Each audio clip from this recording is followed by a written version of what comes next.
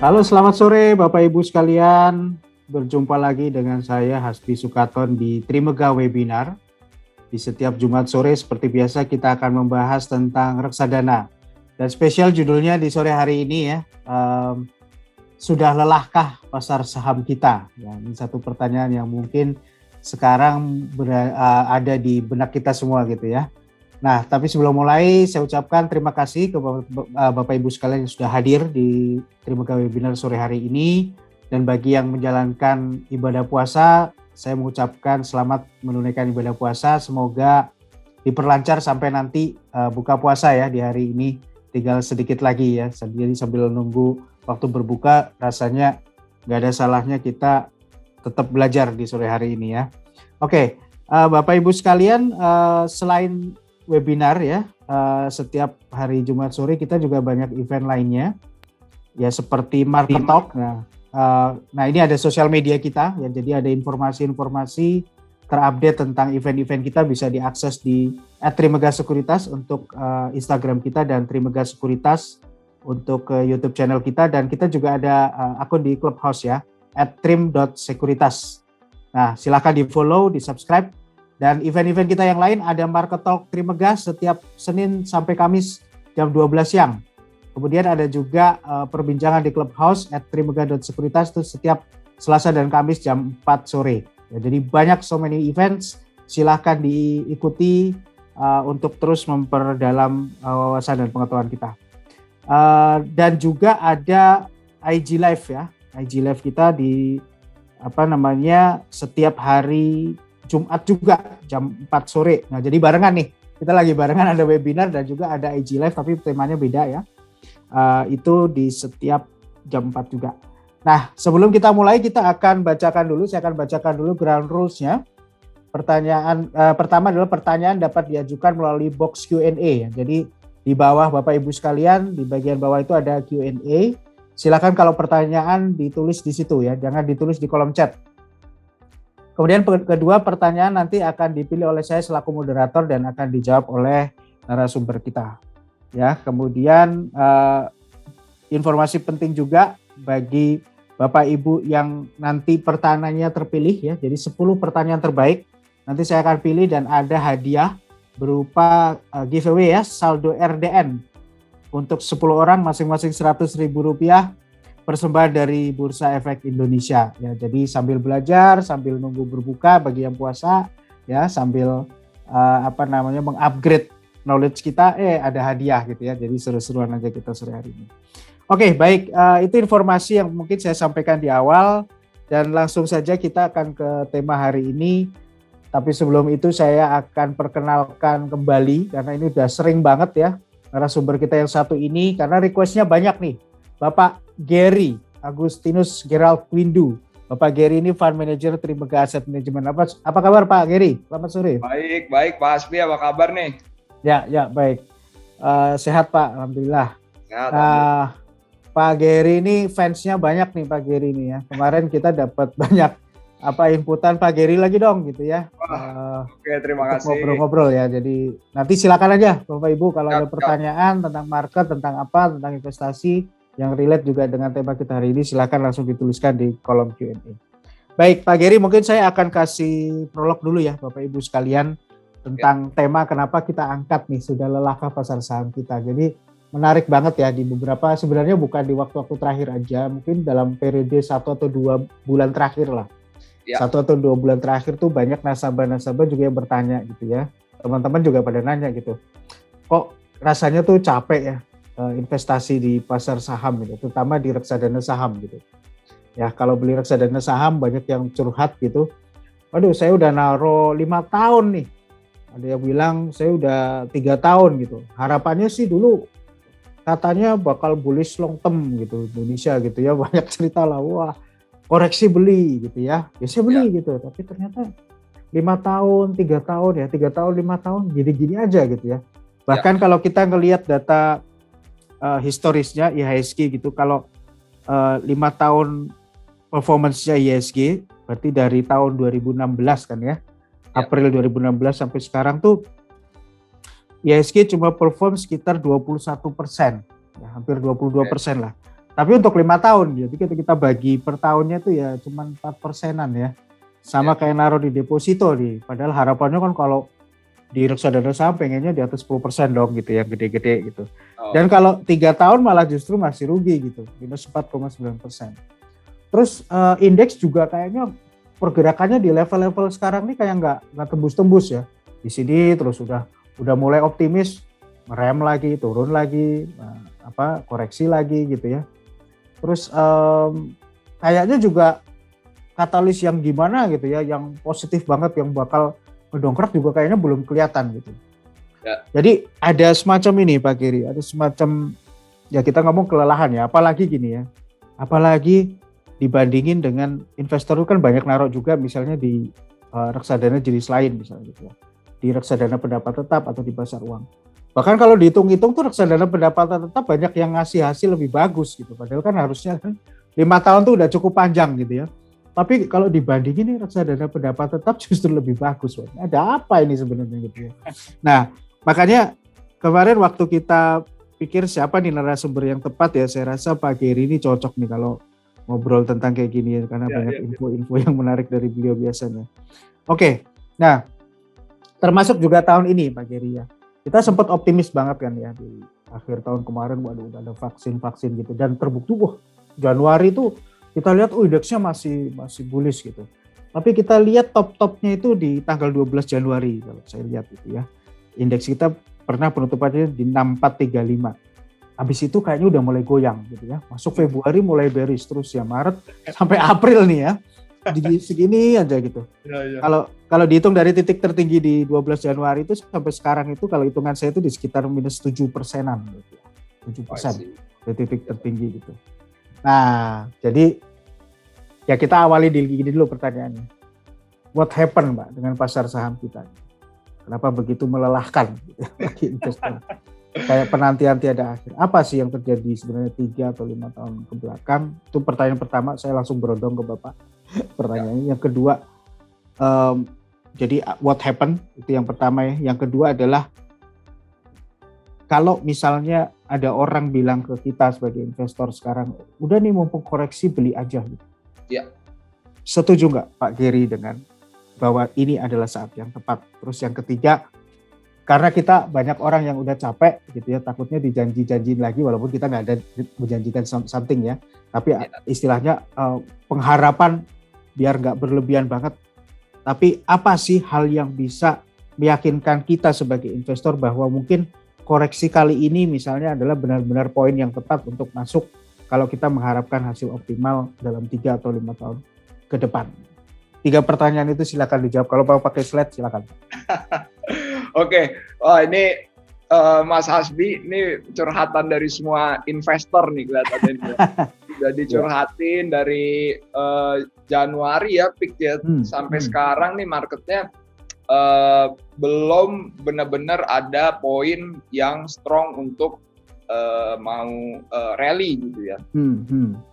Benar-benar kelihatannya sih orang sih mulai banyak yang dibilang ada yang lelah gitu ya.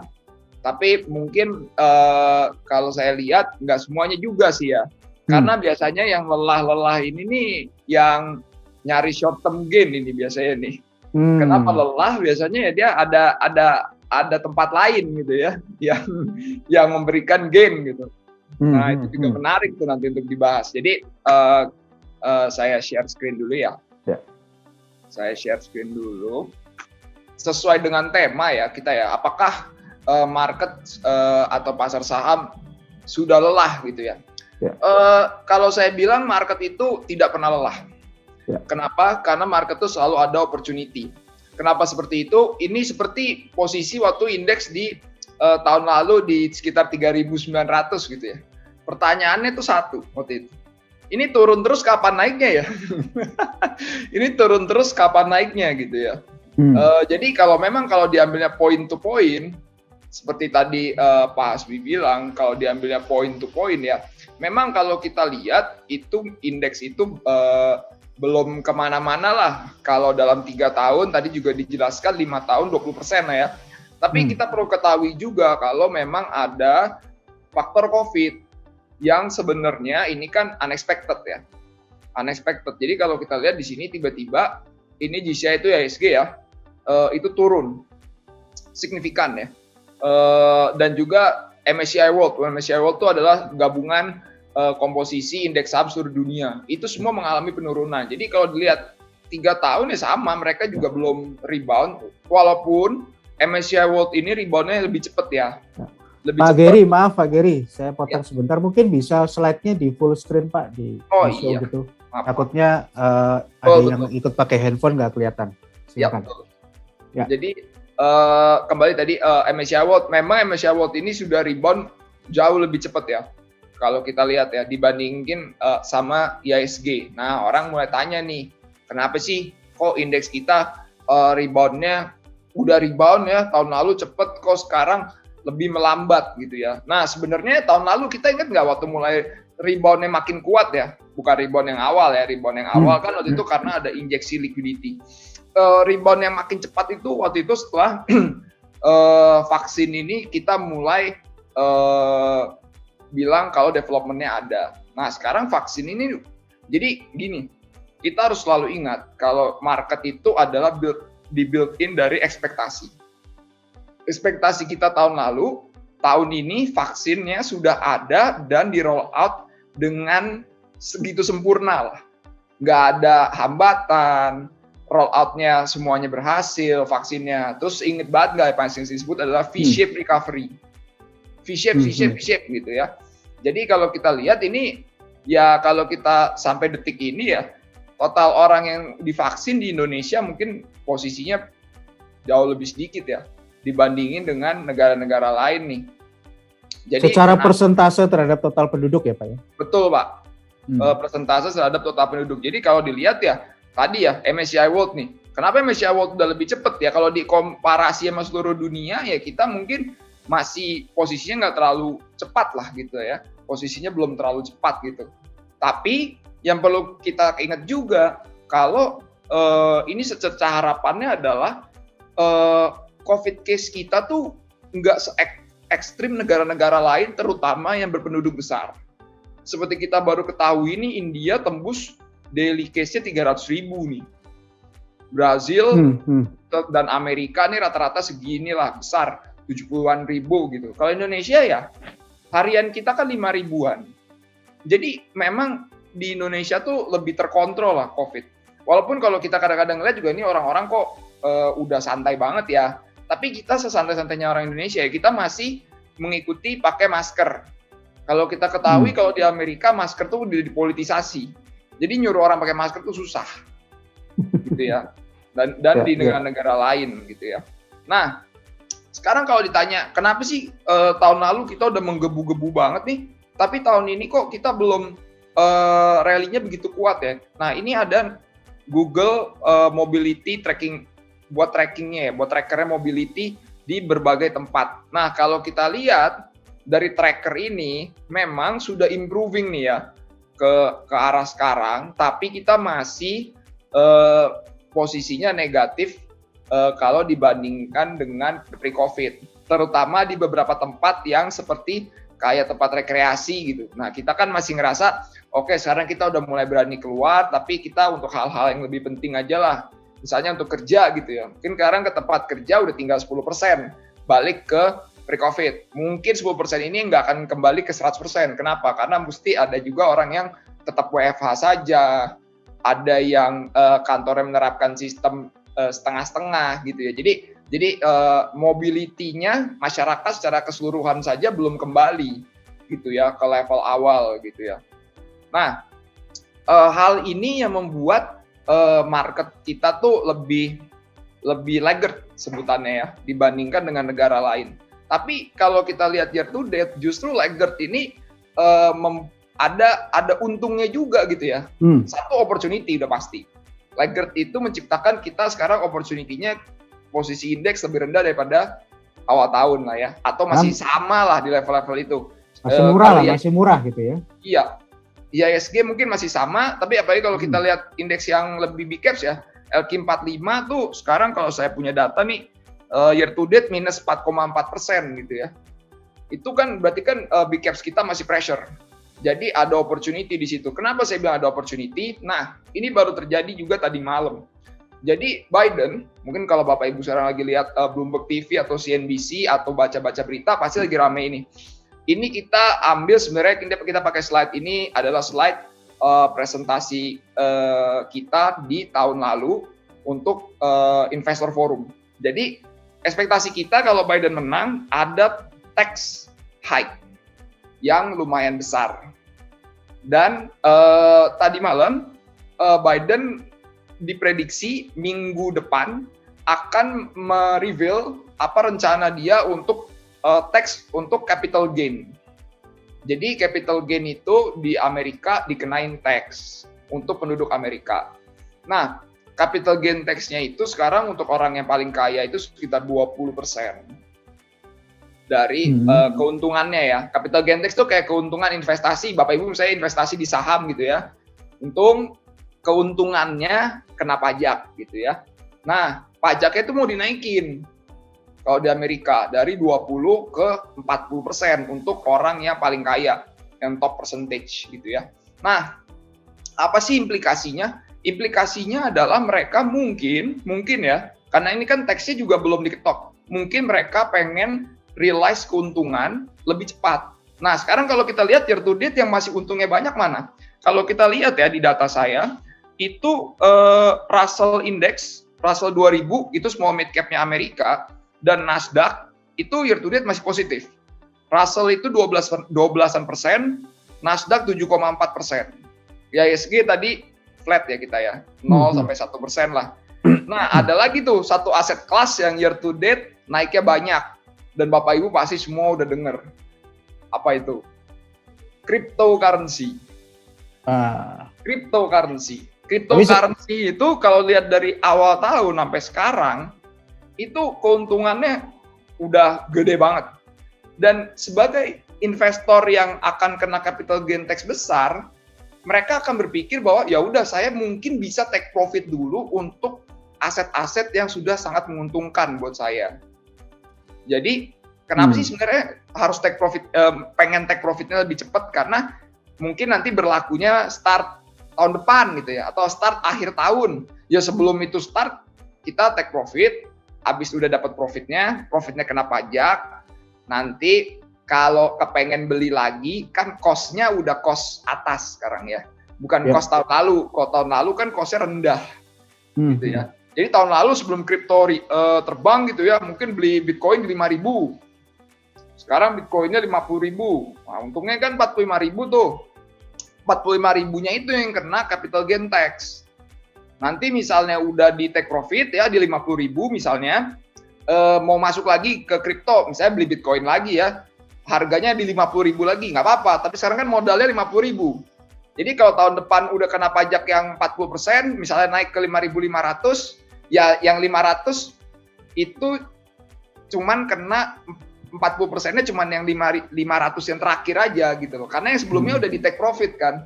Nah itu, jadi pikiran di belakang kenapa sih orang tuh dengan capital gain tax ini jadi kepengen take profit gitu misalnya ya. Nah, menurut saya yang di take profit itu adalah aset-aset yang sudah sangat menguntungkan gitu ya. Jadi tadi ya, jadi ada opportunity nih. Kita year to date belum rally begitu kuat gitu ya. Jadi sekarang orang kalau mau take profit yang indeks kayak di Indonesia gitu, ya year to date belum profit, apalagi kalau yang big caps. Year to date minus gitu ya. Makanya sekarang kalau kita lihat foreign malah hari ini malah net buy ke big caps gitu ya. Jadi kelihatannya nih mungkin ada rotasi ya di sini. Gitu. Ya. Oke. Rotasi ini apakah berlangsungnya akan dalam speed yang sangat cepat atau kira-kira memang perlu adjustment lagi, Pak? Kurang lebih. Biasanya polanya gitu.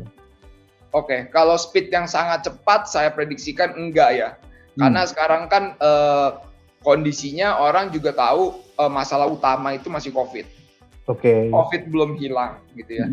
Rotasi jadi cepat tuh kalau COVID-nya misalnya hilang, besok bangun tidur COVID hilang, kemudian semua orang pengen jalan-jalan. Nah itu rotasinya cepat tuh.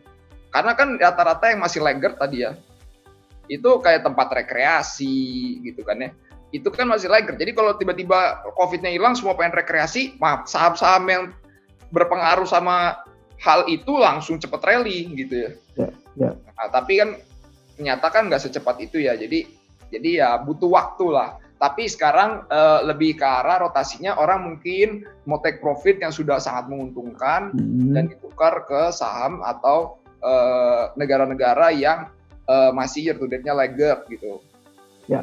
Gitu. Setidaknya kebijakan Biden ini mempercepat action orang untuk profit taking lah ya. Di aset yang dia sudah cuan gitu, udah untung untuk mulai mencari tempat baru. Cuman memang tempat baru yang mau dimasukin ini mereka juga kayak jor-joran juga, mesti dilihat juga kan fundamentally. Salah satunya yang menjadi dalam tanda kutip stopper tadi itu adalah perkembangan dari COVID case-nya sendiri gitu Pak ya. Kurang lebih gitu ya. Oke. Ini pertama ya, ini kita penting sih. Vaksin ini tuh kalau kita bisa accelerate, apalagi kalau kita daily-nya tetap rendah ya, itu pasti kepercayaan dirinya pasti jauh lebih tinggi. Ya.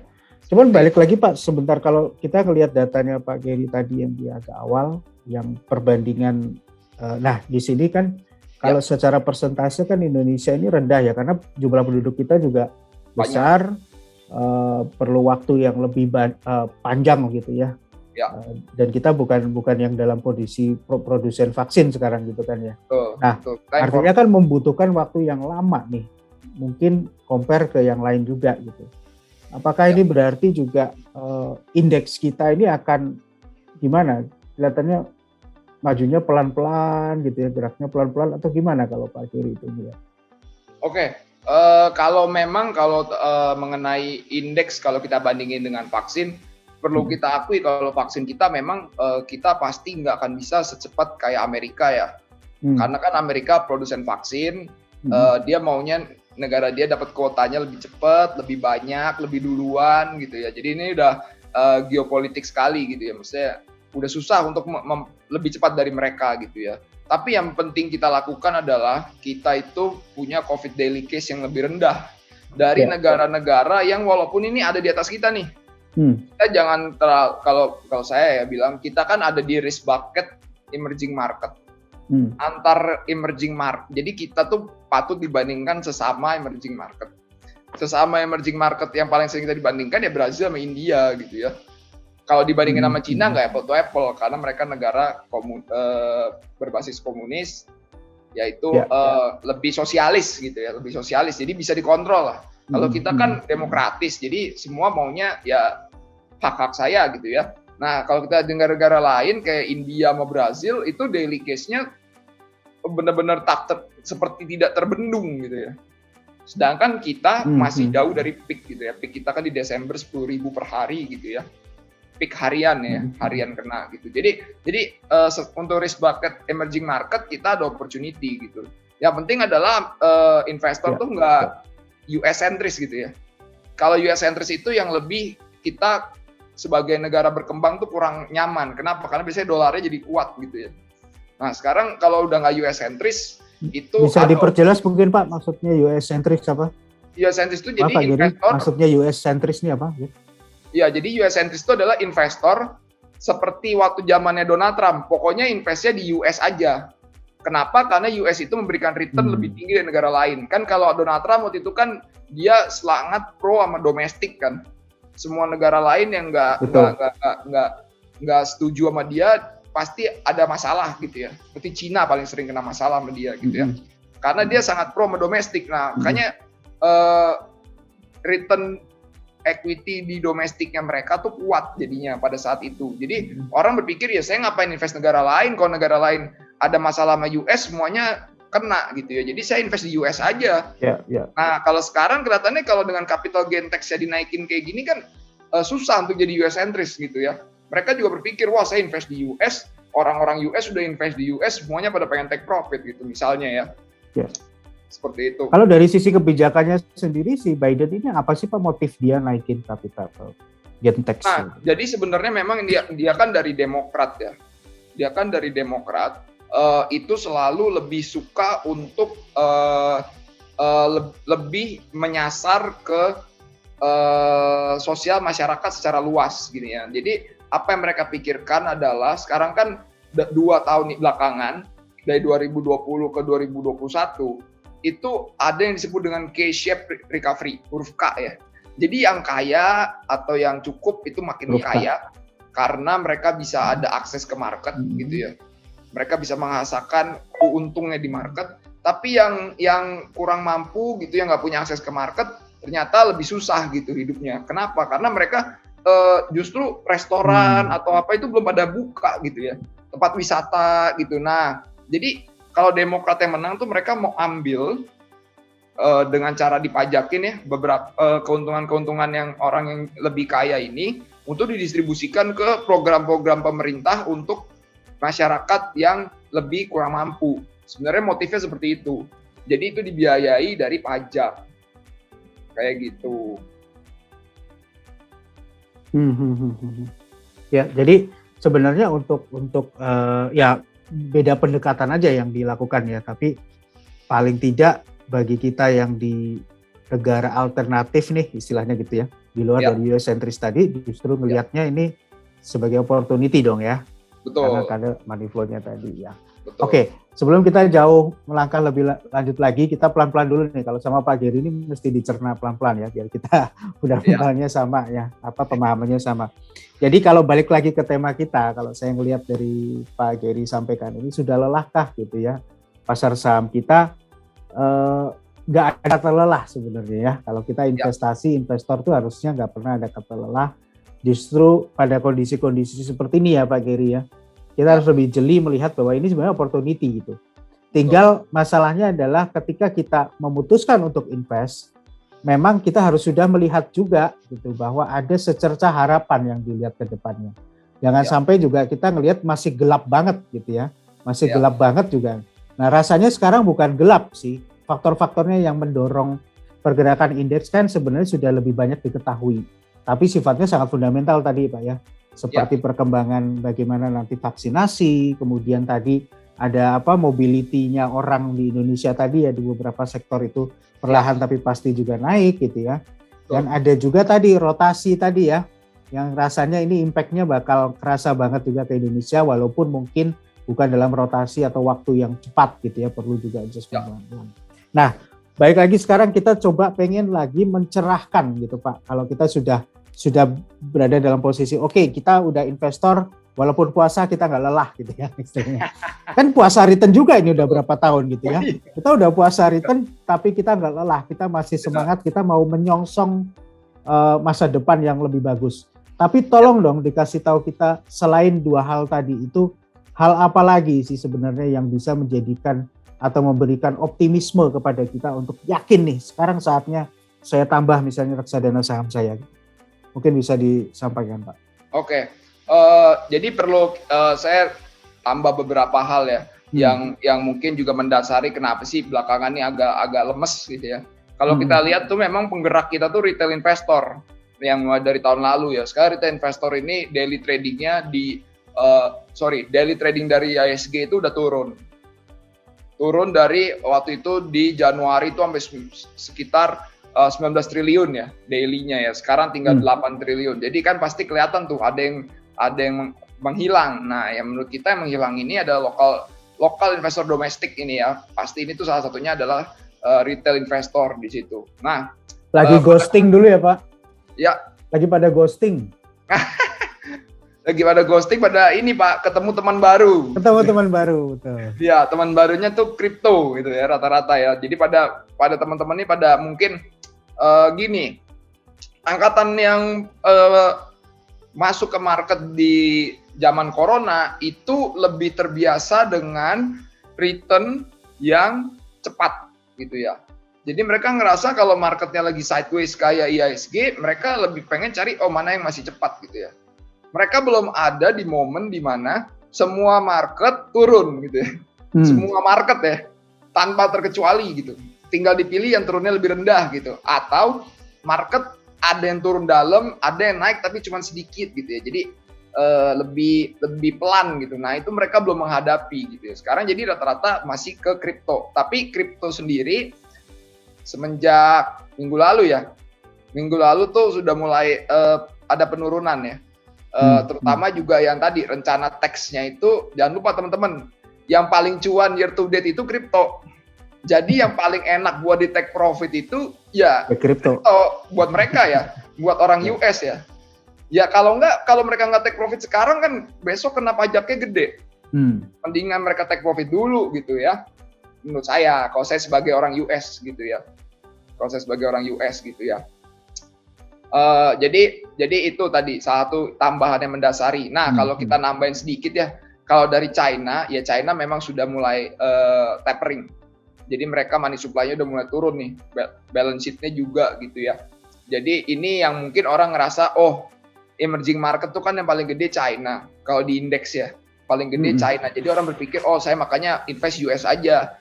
Yang emerging market-nya udah ada yang tapering, yaitu yang paling gede China. Sebenarnya wajar China tapering. Kenapa? Karena dia udah recovery duluan gitu ya. Oke. Sebentar Pak Gary, saya potong dulu.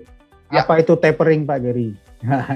Oke, tapering itu adalah central bank di negara tersebut mengurangi atau mengurangi supply dari money supply-nya gitu. Jadi mengurangi supply uang gitu ya. Supply uangnya dari mana sih gitu. Biasanya kan waktu krisis, central bank dari negara-negara tersebut yang terkena krisis itu rata-rata menambah pembelian surat utang negaranya.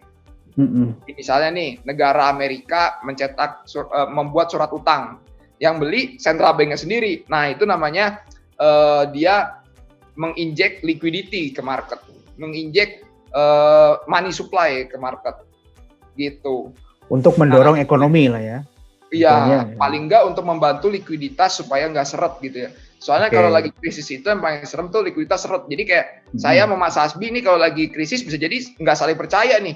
Takutnya apa? Ya Mas Hasbi ntar nggak bisa bayar gitu ya. Soalnya ada dua bank gitu ya. Bank saya sama bank Mas Hasbi. Aduh Mas Hasbi ntar bisa bayar nggak ya kalau saya pinjemin gitu. Nah itu yang dihindari kalau krisis. Supaya mereka saling percaya. Oh lu berdua nggak percaya nih? Ya udah, central bank percaya sama kalian semua. Kamu kalau nggak saling percaya ya udah lewat kita aja minjem duitnya, kita kasih.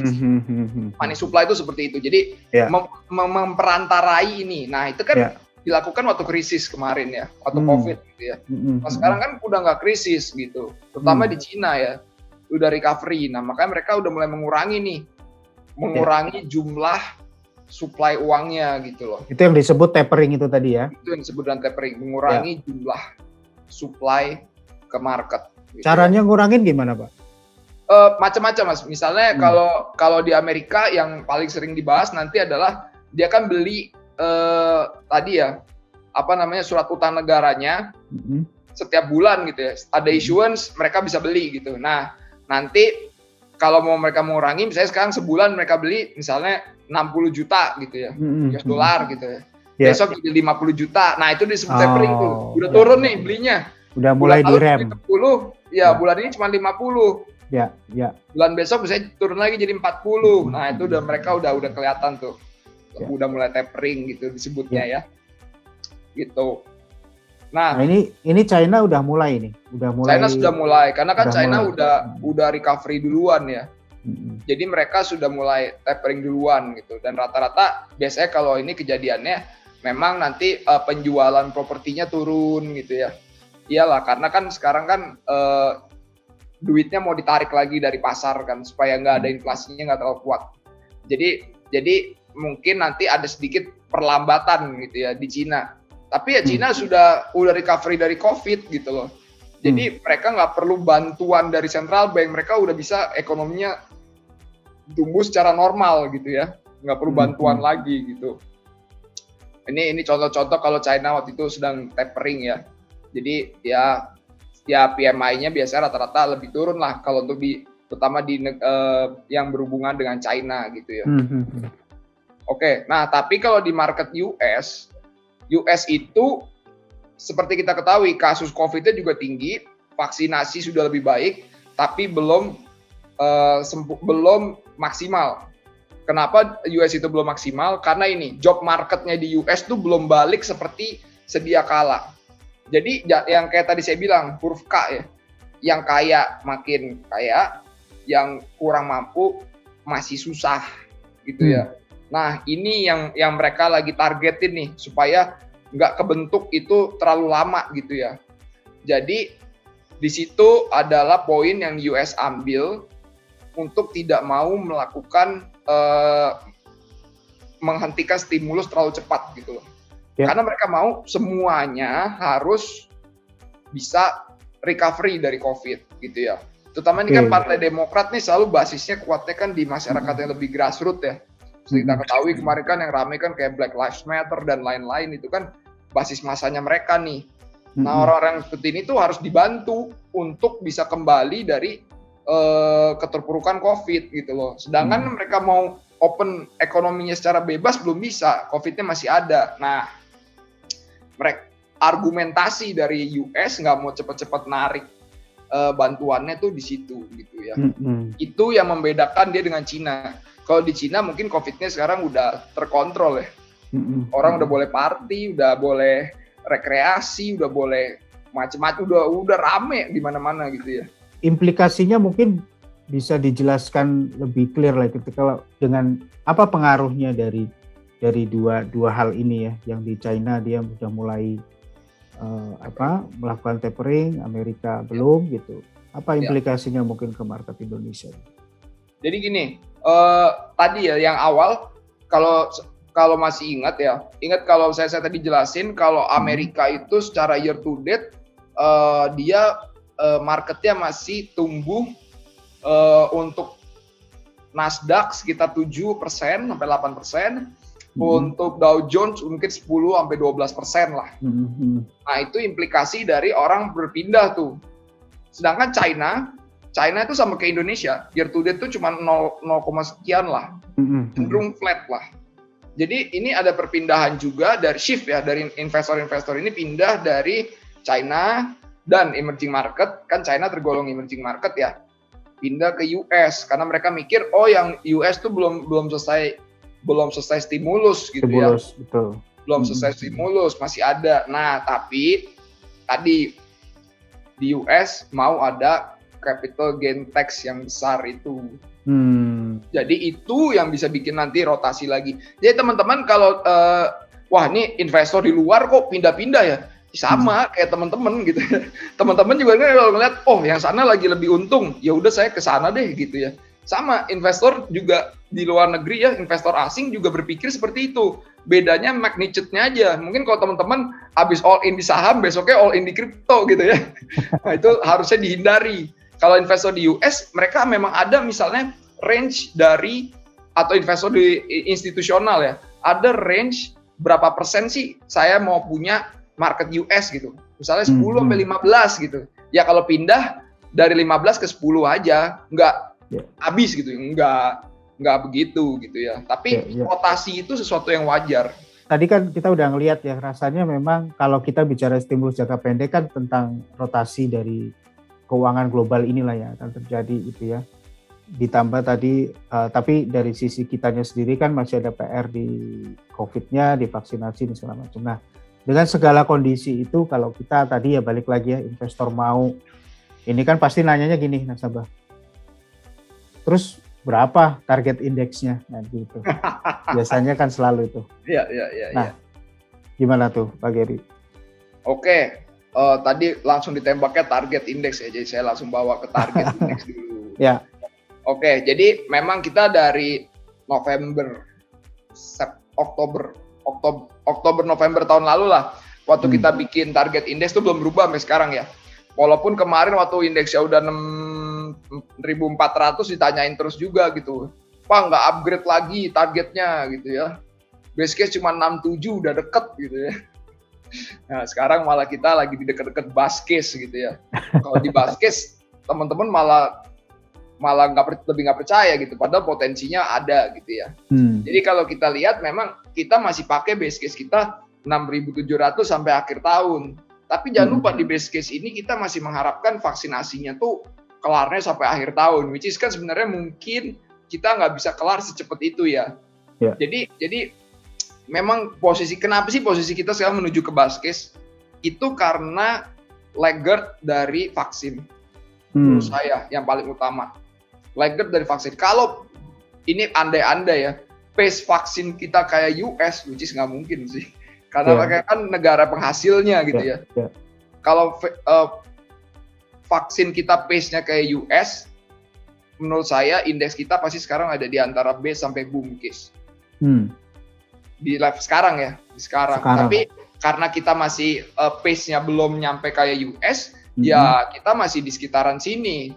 Tapi ini jadi opportunity. Kenapa? Karena kan semua orang juga udah tahu pace-nya sekarang segini.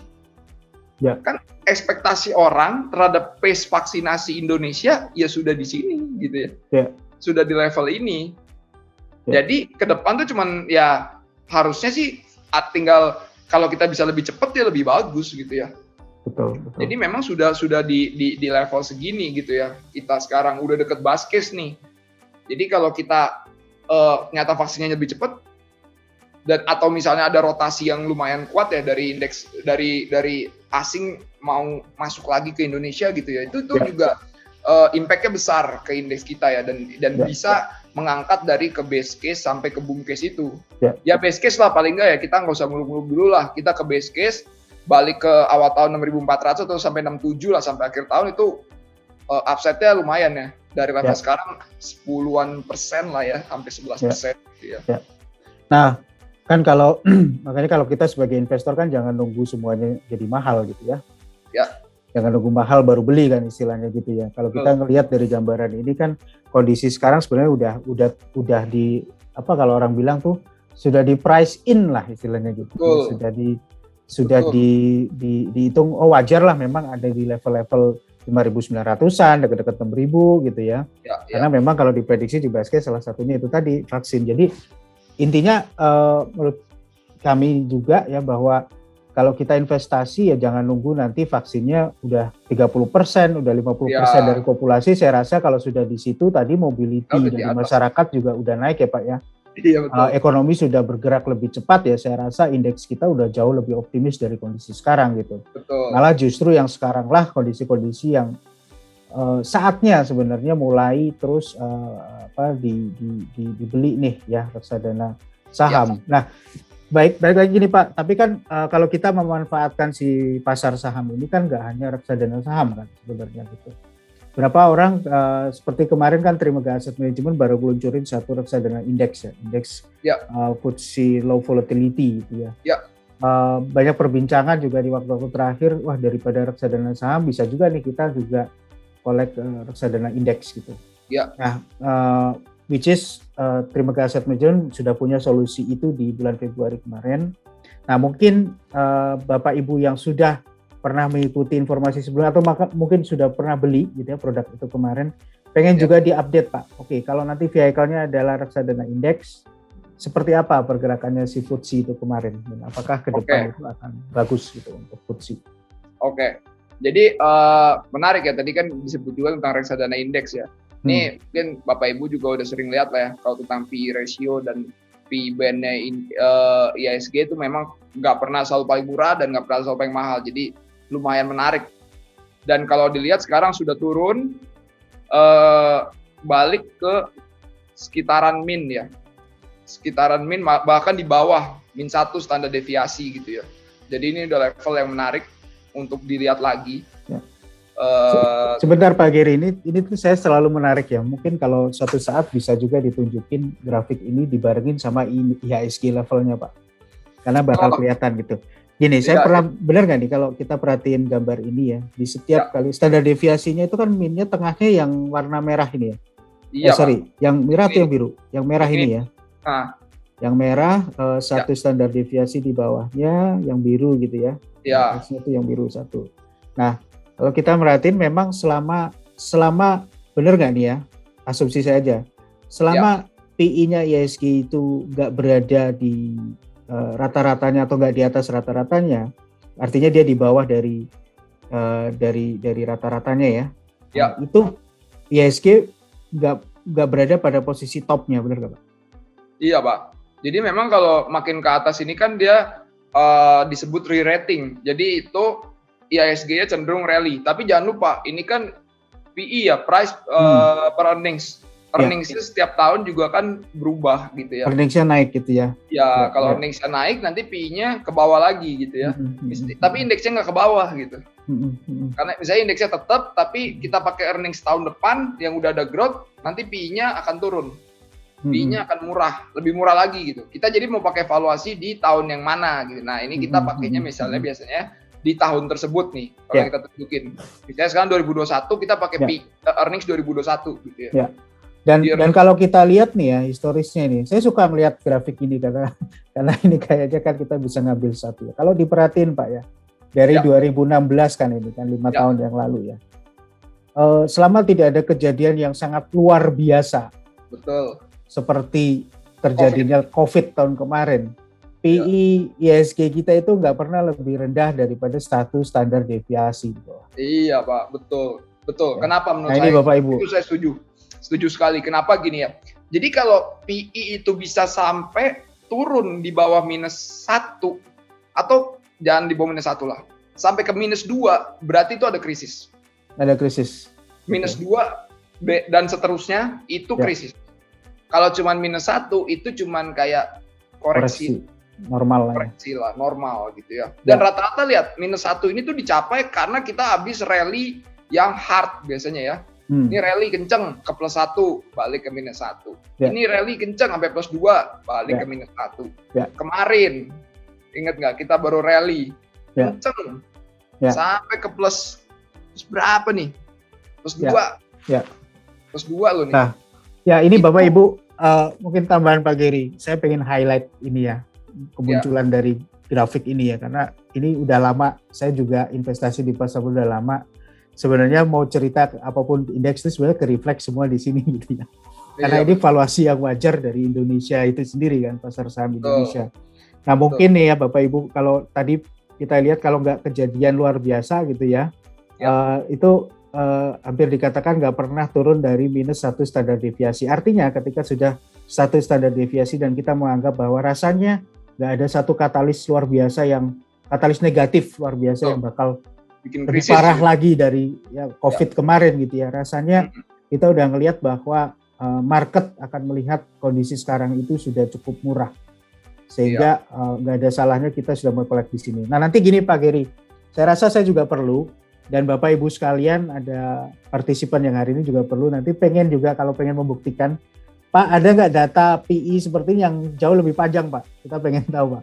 Mungkin 10 tahun atau 15 tahun ke belakang, coba kita buktikan nanti gitu ya. Kalau ada mungkin kita bisa bantu di provide. Nah nanti Bapak Ibu silahkan nanti kita kirim ke email Bapak Ibu semua ya, kan emailnya udah terdaftar di kita di registrasi. Nanti kita akan kirim Bapak Ibu gambaran PI valuation-nya IHSG yang jangka lebih panjang. Nanti Bapak Ibu perhatikan di posisi kapan PI IHSG itu di bawah 1 standar deviasi. Kita sama-sama akan lihat kondisi-kondisi ekstrim. Kalau nggak salah 2008 itu kejadian ya.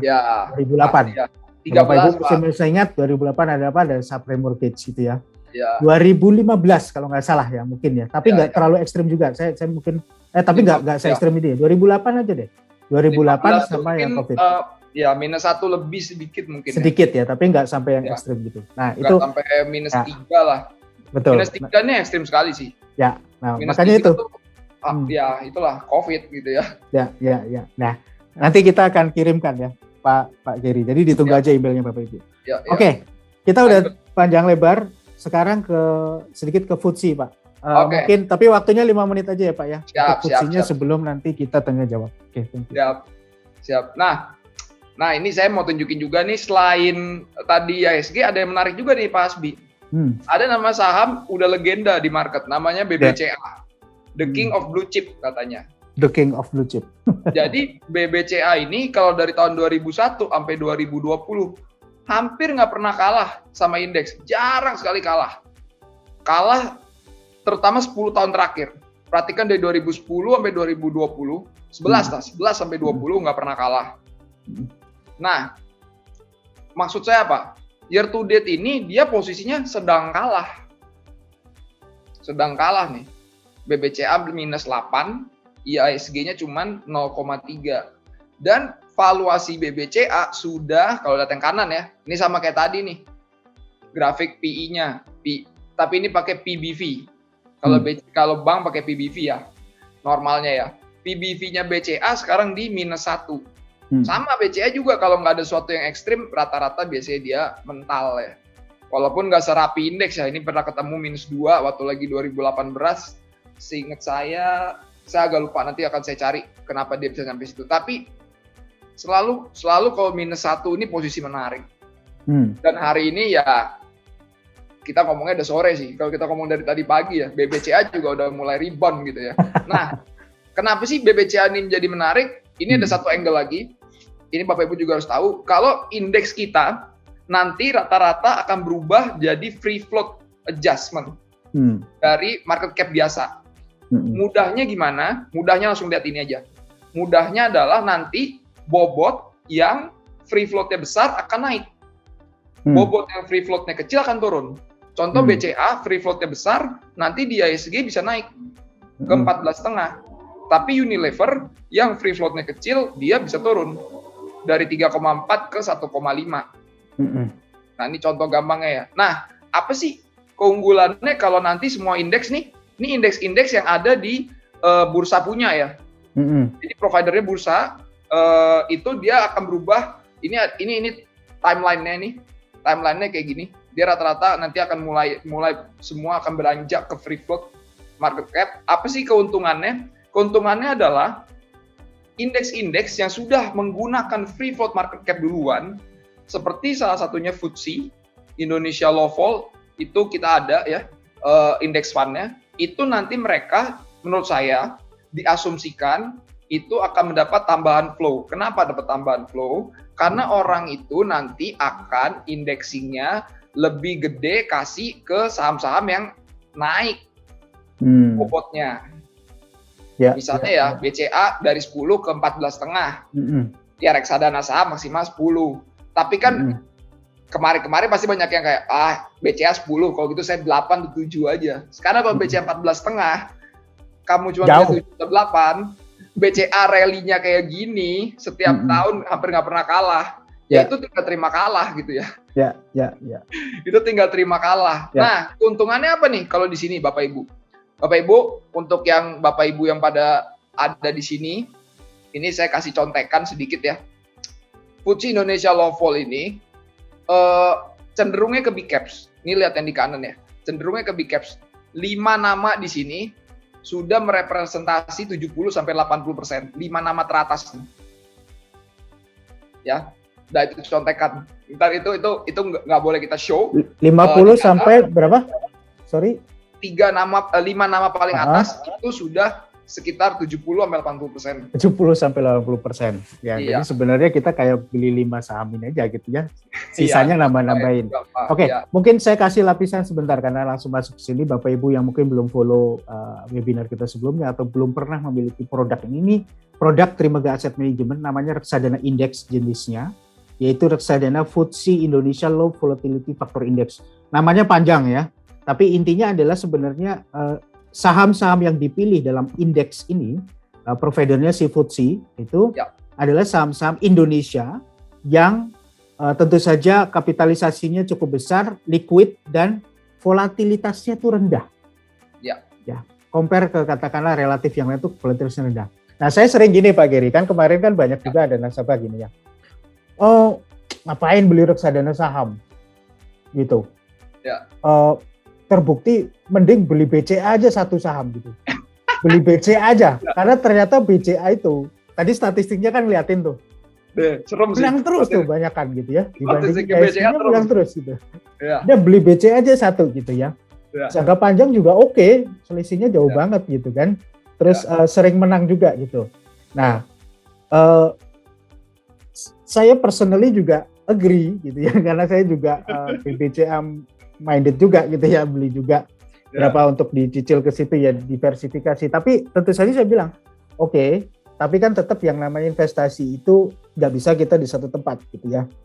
Kalau kita believe bahwa saham-saham seperti ini itu akan ngasih long term result atau return yang bagus, it's okay karena memang faktanya begitu, fundamentalnya juga oke.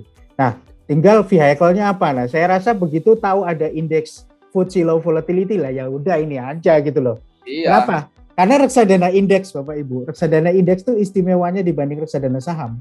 Kalau reksadana saham, yang tadi Pak Gary bilang, di satu saham tuh cuman maksimal bisa 10% doang. Itu by peraturan begitu. Betul. Masalahnya BCA, bobotnya di indeks atau di pasar saham kita itu kan tadi 14%. Reksadana saham nggak bisa beli ini. Nggak bisa beli segede gitu loh. Segede, nah kalau reksadana indeks boleh-boleh aja mau beli segitu juga. Tergantung indeksnya itu tadi gitu loh. Nah, jadi ini bisa dikatakan ini BBCA plus lah, plus teman-temannya yang lain yang mungkin pola-polanya juga sama gitu ya. Jadi iya, karena 5-nya aja udah 70-80% ini 5 ya. 5 nama paling atas. Ini udah kita urutin nih, Bapak Ibu. Urutin dari paling gede sebenarnya. Jadi jangan lihat kanan-kanan, ini kecil-kecil banget. Ya. Jadi lihat yang 5 ini aja udah 70-80%. Ya. Ini bocorannya baru dengar hari ini juga sih saya sih. Off the record dulu aja kali ya. Oke. Iya. Kira-kira gitu ya. BCA-nya gede, paling gede. Paling gede lah. Paling gede. Ya, keunggulannya itu kalau mereka ya dia kan boleh si FTSE Indonesia Low Vol ini indeksan tuh boleh di atas 10%. Itu keuntungannya Bapak Ibu. Jadi kalau Bapak Ibu ngeliat posisi dari big caps itu lagi kalah ya, terutama kayak ngeliat yang kayak gini gitu. Ya 10 tahun terakhir sih nggak pernah kalah ya. Masa tahun ini kalah? Ya bisa sih, tapi kalahnya ini udah lumayan jauh loh. 8% loh bedanya loh. Dan dia posisinya lagi di bawah min lagi. BCA-nya ya. Kita lihat dari BCA-nya gitu ya. Nanti kalau Mas Asbi lihat fund fact sheet balance absolute strategi juga kaget nggak ada BCA gitu. Lama nggak ada. Ya. Karena ini saya lihat ini gitu. Ini menarik sih. 10 tahun loh nggak pernah kalah. Ya. Dan kemarin habis result bagus-bagus aja ya BCA ya. Oke. Ya, mungkin 2 menit lagi kita bahas di sini. Nah, update aja Pak, gimana perkembangannya kemarin? Ya, jadi memang ini kita masih pakai data pakai per akhir tahun ya. Ini kalau ngeliat ini waktu itu kita data yang waktu itu kita mau launching ya. Kebetulan kita belum tarik data baru. Memang kalau lihat secara 10 tahun dan jangka panjang lah. Tadi karena ada ya kelihatan lah tadi ya BCA 10 tahun nggak pernah kalah. Ya pasti lawan IHSG juga nggak kalah lah ya si FTSE Indonesia Low Vol ini dan juga lawan LQ45 gitu ya. Jadi jauh performance ya Bapak Ibu. Ini memang jangan lupa tiltnya ke big caps. Jadi ini bisa melengkapi portfolio Bapak Ibu yang suka trading juga. Kan udah resiko tinggi ya kalau di trading ya. Biasanya mainnya pasti jarang lah trading di BCA gitu. Jarang lah. Jadi ketawain temennya gitu. Kamu beli BCA doang ngapain main saham gitu. Karena suka gitu kan. Makanya saham harus yang greget gitu ya. Padahal nggak gitu. Nanti kalau kamu bisa balas pakai ini gitu ya. Mana tadi? Nah, kaget dia. Kamu kalau ada dari 2001 BCA tuh nggak pernah kalah loh. Ini kalau di total nih, nanti saya coba total nih. Lawan IHSG jauh banget sih. Menangnya jauh banget. Pakai kompon anual apalagi. Ya. Gitu. Jadi ini tadi ya.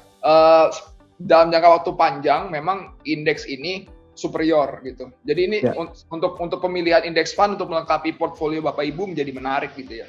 Ya. Seperti itu. Oke, ya jadi itu bisa nanti dimanfaatkan juga produk kalau kita percaya tadi bahwa optimisme terhadap pasar saham kita masih cukup bagus ke depannya. Rasanya reksadana indeks dengan justru keleluasaannya dia mengambil porsi yang di satu saham cukup besar itu bisa jadi pertimbangan. Namanya reksadana Trimegah FTSE Low Volatility Factor Index. Oke, sekarang kita ke pertanyaan. Sudah ada banyak sekali pertanyaan yang masuk. Saya harus pilih satu-satu 10 pertanyaan terbaik aja. Yang tidak terjawab nanti kita akan kirim jawabannya by email juga sama data yang tadi Pak di evaluation ya nanti kita akan kirimkan ke audiens kita. Oke, sekarang pertama dulu Pak Abdullah Emir Pramudia. Ya. Wah ini luar biasa sih Pak. Saya panggil mungkin Pak Emir mungkin ya. Pak Emir ini luar biasa karena pertanyaannya tadi sudah dijawab juga, tapi beliau sebelum presentasinya Pak Giri udah nanya duluan tentang rencana Joe Biden. Ya, udah dibacain tuh kita. Ya. Gitu. Tapi yang saya tanya pertanyaan satunya dulu. Ya. Selamat sore, saya Abdullah Emir Pramudia. Saya ingin bertanya, apakah masih aman berinvestasi di reksadana saham mengingat volatilitas pasar yang masih sangat tinggi dikarenakan corona yang belum berakhir? Kalau masih, bagaimana skema investasi terbaik untuk reksadana dan saham? Terima kasih sebelumnya. Oke, saya jawabnya lebih singkat aja. Tapi kalau ini menarik, kalau Bapak Ibu harus ingat bahwa tadi kayak Pak Hasbi juga bilang, kita jangan taruh semua investasi di satu tempat, dan paling sering itu don't put your egg on the same basket. Jadi perlu diakui memang sekarang banyak yang tertarik dengan gain yang lebih cepat gitu ya, mungkin dengan trading kripto sekarang yang terbaru gitu. Tapi jangan Bapak Ibu masukin semua di satu tempat yang sama gitu ya. Jangan lupa semua yang returnnya tinggi, resikonya sangat tinggi gitu ya. Nggak ada yang return tinggi tanpa resiko, itu udah nggak mungkin Bapak Ibu. Itu selama saya ada di dunia investasi, biasanya yang ngomong itu nggak ada resiko itu investasi bodong. Itu aja. Jadi semua investasi yang return tinggi ada resiko. Nah, jadi cara membangunnya adalah Bapak Ibu selalu gunakan basket yang besar untuk yang resikonya lebih rendah dan tujuan Bapak Ibu yang lebih dekat. Dan basket yang kecil untuk resiko yang tinggi dan tujuan Bapak Ibu yang lebih panjang. Gitu ya. Jadi time horizon untuk 20 tahun boleh ketemunya sama basket yang resikonya tinggi. Tapi kalau time horizon cuma 1-2 tahun, ya ketemukan dengan basket resiko rendah. Nah, di basket resiko rendah, di basket resikonya saham tuh tergolong tinggi. Oke, saya ulang, saham tergolong tinggi, tapi untuk FTSE Indonesia Low Vol, mungkin di antara reksadana indeks itu dan reksadana saham mungkin dia lebih rendah. Jadi kalau dibandingin sesama saham ya, sesama reksadana saham mungkin dia lebih rendah. Kenapa? Karena majority isinya big caps dan dia punya faktor yang lebih menaikkan bobot untuk yang volatility-nya lebih rendah. Jadi kalau Bapak Ibu tahu volatility-nya rendah berarti resiko lebih rendah. Nah, dia yang resikonya lebih rendah ini bobotnya lebih gede. Nah, jadi sesama reksadana saham dan saham ini mungkin lebih rendah. Tapi kalau dari total semua ya, ada dibanding deposito ya saham tuh tergolong tinggi. Jadi tadi balik lagi, coba dikombinasikan antara basketnya Bapak Ibu, jangan digabung jadi satu gitu. Oke, diversifikasi tetap perlu dan memang aset yang lebih berisiko mestinya porsinya lebih kecil ya Pak Geri ya. Betul. Oke, sekarang pertanyaan berikutnya dari Pak Zainal Hamkah. Saya pemula di dunia pasar modal. Awal mengenai investasi itu di reksadana, saya ambil reksadana saham. Tapi lambat laun saya terjun di dunia saham, mengatur portofolio saya sendiri. Ternyata melelahkan juga ya. Porto menjadi seperti supermarket. Sentimen datang silih berganti. Hari ini bagus, besok jelek. Tampaknya enakan reksadana aja. Karena hasil dengan berdiam di reksadana saham lebih baik dari membeli saham sendiri. Ini mungkin testimoni Bapak Zainal. Yang saya mau tanya, adakah trik cara kita terbaik mencicil buy reksadana agar hasil returnnya lebih maksimal? Trik mencicilnya seperti apa Pak? Oke, jadi teknik mencicil dari reksadana itu ada berbagai cara. Ada cara konvensional menurut saya, yaitu menggunakan kalender. Jadi misalnya setiap tanggal berapa, ini banyak yang ngelakuin nih, saya habis gajian langsung top up gitu ya. Jadi kita nggak pernah tahu tuh di tanggal tersebut tuh lagi tuntung, maksudnya lagi posisi indeks di atas apa di bawah, tapi selalu rajin top up di tanggal tertentu. Itu teknik satu. Teknik dua adalah strategi yang lebih advance, yaitu teknik mencicil, yaitu buy on weakness. Buy on weakness-nya dari mana? Tadi ngeliat weakness-nya dari indeks. Nah, posisi kayak sekarang ini sebenarnya menarik untuk menjadi tempat nyicil. Kenapa? Karena kita posisi di bawah di bawah standar deviasi ya, -1. -1 tuh posisi yang bagus untuk nyicil. Kalau ditanya bisa ke -2 nggak? Bisa. Tapi saya balik jawab, bisa ke min juga balik gitu ya. Jadi kita kan nggak pernah tahu nih pergerakan indeks. Jadi mencicil itu yang penting poinnya kita tahu kenapa kita beli sekarang. Karena sudah -1 standar deviasi, secara track record biasanya ada reversal gitu ya. Jadi itu teknik yang lebih advance gitu ya. Nah, jadi Bapak Ibu bisa pilih strateginya disesuaikan dengan kecocokan Bapak Ibu seperti apa, dan tadi seperti disampaikan juga ya, itu memang menarik sih. Kalau Bapak Ibu punya banyak waktu manage portfolio sendiri, itu bisa berbagai macam stok kita harus ikutin satu-satu gitu ya. Sedangkan kalau nanti udah mulai kerja lebih sering, udah WFO dan lain-lain, pasti kan waktu udah lebih tersedot gitu ya. Nah, kalau kita sebagai manajer investasi, ya memang kerjaan kita seperti itu. Kita memang ya kita memperhatikan satu persatu, kita punya tim. Itu saya juga nggak kerja sendiri, saya bersama tim saya dari Trimega Aset semua ngeliatin banyak stok yang ada di IISG gitu. Jadi kita tenaganya 10 orang nih, Bapak Ibu 1 orang gitu. Jadi membangun portfolionya mungkin kita bisa lebih efisien karena informasi lebih banyak seperti itu. Ya. Oke, next dari Ibu Selvina Maharani. Selamat sore Kak. Di kondisi pasar saham yang sedang downtrend saat ini, sebagai investor pemula jika ingin memasukkan dana, apa saja yang perlu diperhatikan? Mengingat belum paham mengenai baca chart misalnya. Oke. Tapi rasanya Bu Selvina paham nih, sekarang lagi downtrend nih, lagi turun gitu ya. Tapi nggak paham chart segala macam. Apa sih paling gampang gitu untuk melihatnya bahwa ini peluang gitu? Oke, jadi kalau memang tadi seperti saya jelaskan ya, jadi memang ada 2 yang lebih advance tadi menggunakan buy on weakness, yang lebih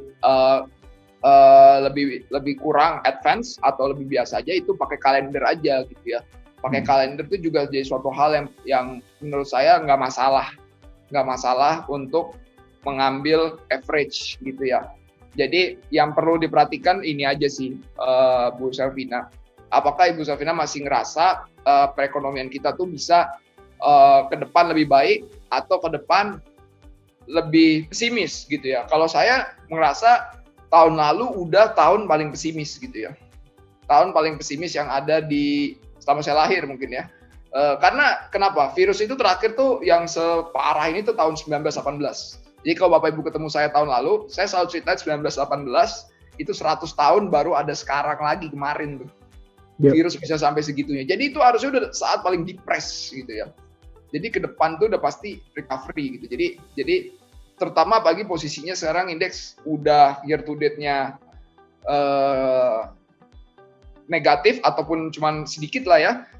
Di blue chip apalagi banyak yang negatif. Jadi ini tentu ke depan opportunity yang lebih bagus gitu. Ya. Kalau nggak salah pernah saya baca satu literatur tuh kasus yang tahun 1918 itu yang flu Spanyol ya Pak ya. Iya betul. Di Indonesia aja, di Hindia Belanda waktu itu masih Hindia Belanda itu katanya korban jiwanya yang meninggal dunia itu sekitar 1,5 juta orang. Padahal penduduk Indonesia waktu itu cuma berapa gitu ya? Iya. Karena waktu itu belum ada teknologi dan segala macam ya. Iya. Oke, nextnya Bapak Hendri Effendi. Izin bertanya kepada Bapak Agustinus dalam catatan saya.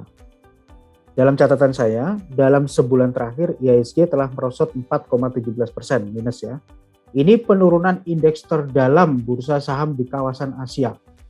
Year to date dari awal tahun sampai dengan sekarang IISG minus 1,09%. Dalam 1 tahun terakhir IISG plus 47%. Bagaimana kita dapat memaknainya Pak? Wah, ini jadi kalau utak-atik angka ini artinya apa? Setahun kita udah plus 47%. Jadi posisinya memang ini ya. Memang kelihatannya masif gitu ya kenaikannya ya. Tapi kalau kita lihat indeks-indeks di luar negeri nggak kalah tinggi gitu ya. Juga ekstrim gitu naiknya. Memang kenapa? Karena ekspektasi kita tahun lalu yang COVID tadi yang saya ceritain 100 tahun lalu masih terakhir ada tadi flu Spanyol itu baru ada lagi sekarang 100 tahun kemudian gitu ya. Jadi benar-benar ekstrim banget. Jadi itu memang buat indeks tadi turun hampir minus 3 ya. Minus 3 standar deviasi gitu. Minus 3 standar deviasi. Jadi benar-benar ekstrim banget kondisinya. Nah, kalau dengan kondisi seperti itu memang rebound-nya memang sangat kuat gitu ya. Nah, sekarang kalau kita lihat IISG penurunannya salah satu yang terdalam. Kenapa sih? Memang di bulan ini memang kalau kita lihat rupiah juga terdepresiasi ya. Jadinya investor memang terutama investor luar negeri banyak yang keluar gitu ya. Jadi tadi saya udah ceritain di awal, tax hike yang direncanakan di US itu mungkin bisa merubah atau mengadakan rotasi nih di investasi yang dilakukan oleh fund manager di luar negeri gitu ya. Dia bisa melihat seperti hal ini juga yang Bapak sudah tunjukkan ke kita, menarik kalau IHSG kita tuh minus. Sedangkan Russell 2000 dan Nasdaq dan S&P dan Dow Jones semua masih positif gitu ya. Seperti itu. Jadi ini menarik. Kita dapat memaknai kalau ini adalah opportunity karena kita sudah dalam posisi yang depressed gitu. Ya. Oke, mudah-mudahan terjawab ya Pak Hendry. Sekarang ke Ibu Ruth A. Ya mungkin mohon maaf kalau saya salah spelling ya. Ibu Ruth A. Ini pertanyaan terbaik dari, menurut saya ini pertanyaan terbaik dari sekian banyak pertanyaannya Ibu Ruth A. Jadi Ibu Ruth A ini nanyanya banyak banget Pak. Ini saya rasa yang saya pilih untuk terbaik dari pertanyaan beliau gitu ya. Ya. Pak, mengapa banyak orang yang mengatakan kalau saham cocok untuk investasi jangka panjang? Sementara kita tahu saham kan bukti kepemilikan perusahaan orang lain yang kita nggak punya wewenang atas kebijakan dan kinerja perusahaan tersebut. Dari mana kita yakin kalau perusahaan tersebut konsisten untuk berkinerja yang bagus untuk jangka panjang? Mohon jawabannya. Ini pertanyaannya bagus Pak. Orang kita aja nggak kenal sama yang punya gitu kan. Gimana kita yakin dia mau perform bagus kalau disuruh jangka panjang? Iya, pertanyaan yang bagus dan susah ya. Tapi jawaban saya lebih mudahnya seperti ini. Memang kita nggak bisa tahu nih saham mana yang cocok investasi untuk jangka panjang. Dan itu benar-benar bikin susah gitu ya. Itu benar-benar bikin bikin kita tuh benar-benar yakin nggak sih sama apa yang sudah kita research gitu ya tentang saham itu. Apakah benar nih saham yang kita pilih ini untuk jangka panjang gitu ya. Tapi memang hal itu yang kita coba lakukan sebagai tim dari manajer investasi. Nah, untuk Bapak Ibu kalau merasa kesulitan dengan hal tersebut, itulah kenapa kita menciptakan adanya namanya dengan reksadana gitu. Nomor 1, reksadana itu terbagi menjadi banyak emiten. Emiten ini kan kita nggak taruh semuanya di satu tempat. Nah, kita juga nggak bisa yakin memang sama satu doang gitu ya. Nggak bisa. Itu ada yang namanya unsystematic risk. Jadi resiko yang embedded ke perusahaan itu doang gitu ya. Makanya ada diversifikasi. Kita sebagai tim manajer investasi tentu akan punya diversifikasi yang ada di portfolio itu sendiri. Nah, yang kita lakukan adalah kita mempelajari perusahaan-perusahaan yang ada satu-satu. Jadi kita manpower-nya kan memang ada tim, jadinya kita bisa mempelajari semuanya. Nah, Bapak Ibu punya waktu nggak untuk ngelakuin hal itu semua gitu loh. Mempelajari banyak perusahaan dan membagi alokasi dana sesuai dengan bobotnya. Nah, kalau nggak ada waktu untuk itu semua, itulah kenapa ada reksadana saham dan reksadana indeks yang Bapak Ibu boleh ambil gitu ya. Nah, kenapa sekarang disebut dengan untuk jangka panjang? Satu lagi, karena perusahaan-perusahaan yang sudah listing diharapkan atau dilihat memiliki growth ke depan. Growth ini yang kita ambil dengan kenaikan harga sahamnya, itu yang kita harapkan bisa mengalahkan inflasi. Itu kenapa saham itu untuk jangka panjang. Okay. Jadi kita nggak yakin sama saham semuanya itu. Kita nggak benar-benar yakin, makanya kita ada diversifikasi. Tapi apa yang mau kita ambil? Growth dari rata-rata satu basket. Growth dari rata-rata perusahaan yang ada di Indonesia, yaitu tercermin di IHSG gitu ya. Aduh, ini pertanyaan banyak banget, bagus-bagus banget Pak. Andai kan kita punya waktu lebih banyak, tapi kita akan habiskan sampai 10 pertanyaan nanti. Berikutnya Bu Wahyuni Lestari. Ada pepatah yang sangat terkenal mengatakan sell in May and run away. Wah, Artinya kondisi pasar selama ini IHSG akan bullish di Januari sampai April. Tetapi kenyataannya di tahun 2021 IHSG dari minggu ketiga Januari sudah cenderung nggak kemana-mana sampai hari ini. Dan biasanya saham akan naik kencang menjelang cum date-nya saham, tetapi di tahun 2021 meskipun cum date sahamnya tetap nggak naik nih waktu ininya, malah ada turun terus. Kenapa hal tersebut bisa terjadi? Apakah IHSG emang sengaja ditahan dengan tujuan tertentu? Wah, ini. Mau investasi di reksadana juga kelihatannya kurang menarik, Pak, karena banyak kasus yang terjadi seperti unit link, dan dalam sejarah BI rate juga sangat rendah. Maksudnya sekarang ya posisi. Jadi apakah investor harus lari ke pasar di luar negeri, Pak? Mohon pencerahannya. Oke, sell in May and go away. Menarik menurut saya. Tapi kelihatannya sell-nya udah duluan gitu. Sell-nya udah duluan. Dan mungkin yang bisa jadi sell in May and go away itu malah di market yang belum mencetak return negatif tahun ini. Kenapa? Karena dia sudah ngasih capital gain tadi. Kayak di Amerika gitu. Sekarang tanggal berapa? 23 bulan 4. Memang seperti terlihat mau sell in May. Kenapa? Ya itu mau ada capital gain tax ya mereka ya jadinya lebih cocok buat mereka gitu kan. Nah, sell in May and go away ini tuh bisa diartikan juga ya mereka sell di situ. Tapi kan dananya harus lari ke tempat lain gitu ya. Yeah. Mereka tuh punya aset alokasi yang tidak bisa hanya ditaruh di cash saja gitu ya. Kayak tadi saya bilang, ada range-nya gitu ya. Mungkin sekarang dia lagi ambil range-nya emerging market, ditaruh misalnya 10-15, dia taruh 10 doang, sisa 5-nya ditaruh di Amerika gitu ya. Nanti mungkin ditukar lagi. Mungkin mereka mau sell in May and go away di sana. Karena mereka masih mendapatkan return yang positif year to date. Gitu. Nah, jadi hal itu, rotasi itu sesuatu yang wajar.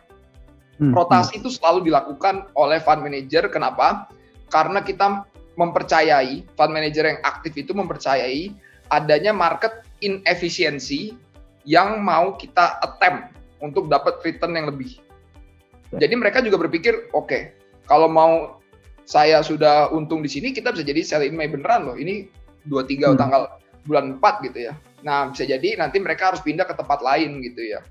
Nah, sekarang kita bisa nggak jadi tempat yang pindah gitu ya. Go away-nya ke Indonesia harapannya ya? Bisa, Pak. Mungkin nggak semuanya go away ke Indonesia ya, tapi sebagian bisa hampir lah.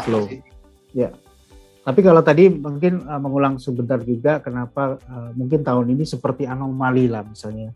Sebenarnya tahun kemarin juga kejadian juga anomali karena ada krisis ya. Tahun ini juga masih gini-gini aja. Tadi sebenarnya udah dijelaskan di presentasinya Pak Jerry juga, bahwa salah satunya memang perkembangan dari vaksinasi yang mungkin masih ditunggu juga ya impact-nya dan kecepatannya dan efektivitasnya nanti ke depan.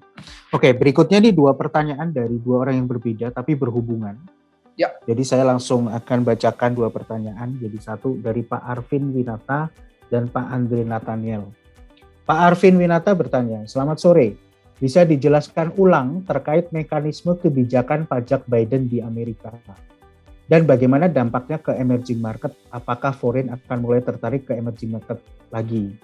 Nah, mungkin bisa dijelaskan nanti flow-nya biar semua juga paham.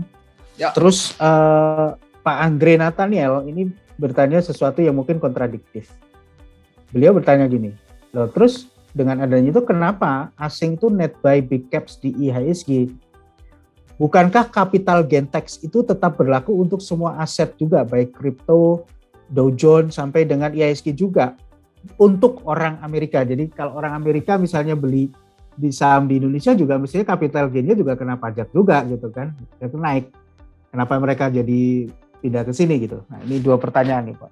Oke. Silakan ditanya. Saya menjelaskan sedikit. Jadi gini, capital gain tax itu Bapak Ibu jangan lupa kita ambil basisnya dari mana dulu. Ya. Menurut saya basis yang paling enak diambil adalah dari tahun lalu. Kenapa? Kalau dari tahun lalu sampai tahun ini pasti capital gain-nya lumayan. Pasti capital gain-nya lumayan. Contoh misalnya Bapak Ibu beli indeks di 3.900 gitu ya. Sekarang di 6.000. Nah, itu kan udah ada capital gain tuh. Sama di Amerika juga begitu. Aset apapun juga begitu. Nah, kenapa mereka menurut saya akan take profit di beberapa yang tadi saya sebut. Karena gini, jadi gini. Capital gain tax-nya mereka kan tadi yang dipropos untuk orang yang paling kaya, saya ambil paling kaya aja ya, karena yang paling kaya pasti investasinya banyak lah. Jadi yang rata-rata paling kaya satu top 1% ini mau dikenain naik dari 20% capital gain tax-nya ke sekitar 39, sekian, anggap 40%. Oke. Nah, yang capital gain-nya paling gede itu yang biasanya terancam untuk dilakukan take profit. Ingat ya, take profit-nya sebelum aturannya berlaku. Jadi take profit-nya ini di window-window yang mereka pikir, aduh, mereka mau keluarin capital gain tax nih. Misalnya mereka tahu, akhir tahun, ya sekarang, waktu masih pakai aturan lama, yang mereka take profit, yang untungnya atau capital gain-nya paling gede. Nah, udah pasti Indonesia nggak paling gede lah. Itu udah pasti. Kenapa? Karena kalau kita lihat kripto aja year to date bisa berapa ya? Year to date gitu ya. Terutama kayak tadi saya jelasin S&P, Russell, 2000, Nasdaq, itu year to date masih pada positif semua. Kita year to date udah negatif. Apalagi kalau dia pakai tahun buku. Kalau tahun buku tahun lalu dianggap sudah take profit semua, sisa tahun buku tahun ini doang, udah pasti year to date kita masih negatif, nggak ada yang bisa di take profit. Yang ada kita bisanya cut loss, kalau mereka mau cut loss. Tapi kan sekarang mereka mau mengurangi chance mereka terkena capital gain tax yang gede gitu ya. Jadi kalau kita pakai tahun buku ditambah tahun lalu, ya capital gain yang gede-gede itu yang chance-nya paling gede di take profit sama mereka. Kayak gitu. Terus tadi apa ya Mas Asmi? Yang kedua tuh ini Pak, yang pertanyaan Pak Andre itu, kalau itu dikenakan kan berlaku untuk semua warga negara Amerika gitu. Artinya kan kalau misalnya tadi asumsinya akan masuk ke Indonesia sebagian misalnya, ke IHSG gitu ya, beli saham di Indonesia lah gitu. Nah, bukankah itu juga nanti akan dikenakan kenaikan pajak capital gain juga gitu. Jadi nggak ada insentif bagi mereka untuk masuk ke Indonesia sebenarnya. Oke. Atau bagaimana sebenarnya perlakuan pajaknya ini Pak? Oke, kalau untuk jadi tadi kan kita point of view-nya orang US ya. Orang US jadi gini, ada di dunia investasi namanya home bias. Home bias adalah orang lebih percaya invest di tempat negaranya dia sendiri. Jadi kayak kita orang Indo, kita lebih yakin sama market Indo gitu ya, atau beberapa saham yang kita lebih kenal gitu. Nah, orang US juga seperti itu. Nah, ini kan yang mau dikenain tax kan orang-orang US. Orang-orang US itu mereka lebih banyak invest di US. Nah, itu orang US ya, individu US. Nah, sekarang institusional. Orang-orang institusional akan berpikir orang-orang individu di US mungkin take profit di US. Ya mereka institusional berpikirnya, saya kan nggak cuma harus main di market US, saya bisa di market yang lain gitu. Nah, jadi kita mengharapkan rotasi dari si institusional US ini, bukan dari individu US. Individu US ya mereka home bias, mungkin mereka lebih suka market US gitu. Mereka mungkin nggak tahu Indonesia malah gitu ya. Karena kan individu ya. Tapi kalau institusional mostly tahu emerging market yang besar mana ya, Cina, India, Brazil, Indo. Saya lanjutkan lagi nih pertanyaan dari Pak Gani Fahrurozi. Ini pertanyaan tentang produk yang Trimegah FTSE Low Volatility Index tadi ya, reksadana indeksnya Trimegah. Trimegah Index ini kalau FTSE Index maksudnya ya, FTSE Low Volatility Index ini kalau misal pergerakannya lebih tinggi dibanding IHSG selalu, artinya perform nggak? Atau yang paling benar adalah selalu mendekati IHSG. Jadi performnya itu kalau dia mengalahkan IHSG atau dia mendekati IHSG. Jadi gini, FTSE Indonesia Low Vol Index ini memang dia adalah index fund. Jadi tujuannya dia adalah sama pergerakannya dengan benchmarknya, yaitu si FTSE itu, FTSE Indonesia Low Vol. Jadi memang tidak bisa diukur performance-nya ke IHSG gitu ya. Tapi memang dari data yang tadi saya tunjukin, 10 tahun pergerakannya lebih tinggi daripada IHSG. Kenapa? Karena tadi kita jelasin komposisinya kan, 80% ada di top 5 yang saham-saham besar itu, big caps, dan salah satunya kita tadi udah breakdown BCA ya. BCA itu performance 10 tahunnya masif gitu ya. Nggak pernah kalah dari IHSG 10 tahun terakhir ya. Tahun ini sedang kalah. Jadi Bapak Ibu bisa berpikir tahun ini tuh akan kalah terus nggak sampai akhir tahun gitu. Jangan-jangan ini opportunity. Lagi kalah kan tahunnya belum kelar, kita masih bulan 4 gitu. Ya. 10 tahun nggak pernah kalah. Tahun ini sedang kalah gitu ya. Tapi belum tentu dia pasti menang ya sampai akhir tahun ya. Karena tahun lalu BCA turunnya lebih dikit daripada indeks juga. Tapi posisi sekarang nih udah dijelasin tadi ya beberapa point of view-nya, BCA-nya juga udah murah dan lain-lain. Oke, nah ini satu pertanyaan terakhir, pertanyaan ke-10. Ini pertanyaan yang saya yakin sangat seru kalau ditanyakan ke Pak Gary, karena Pak Gary adalah fund manager dari kedua produk ini. Ditanyain pertanyaan dari Pak Frans. Frans. Selamat sore Pak. Mana yang lebih menguntungkan Bastra dibanding indeks FTSE low volatility-nya Trimegah, Pak? Ini dua-duanya yang lola Pak Gary nih sama aja. Pak, gantengan mana Pak? Anak pertama atau anak kedua gitu kan? Gimana jawabnya coba gimana? Nah, ini saya yang satu yang balance itu mau ulang tahun loh. Ulang tahun. Balance itu ulang tahunnya tanggal 25 ya. Saya ingat. Ya, mungkin kalau Bastra itu reksadana campuran ya Bapak Ibu ya. Kalau yang FTSE tadi reksadana indeks. Nah, dua-duanya ini yang ngolah Pak Gary semua dua-duanya. Gimana Pak? Gantengan mana Pak? Jadi kalau si FTSE low vol ini Bapak Ibu mengambil view tentang indeks gitu ya. Bapak Ibu mengambil view tentang indeks. Indeksnya ini bergeraknya kayak apa? Makanya tadi saya banyak jelasin kayak posisi BCA udah segini, posisi indeks itu ada di -1 standar deviasi. Itu 2 slide PowerPoint yang nggak pernah saya pakai waktu menjelaskan balance absolute strategi. Karena balance absolute strategi itu bukan pengen ngalahin indeks Bapak Ibu, tapi pengen mengalahkan garis lurus benchmarknya, yaitu deposito 6 bulan net plus 5%. Jadi posisinya adalah seperti ini. Gimana sih caranya mengkombinasikan dua produk ini?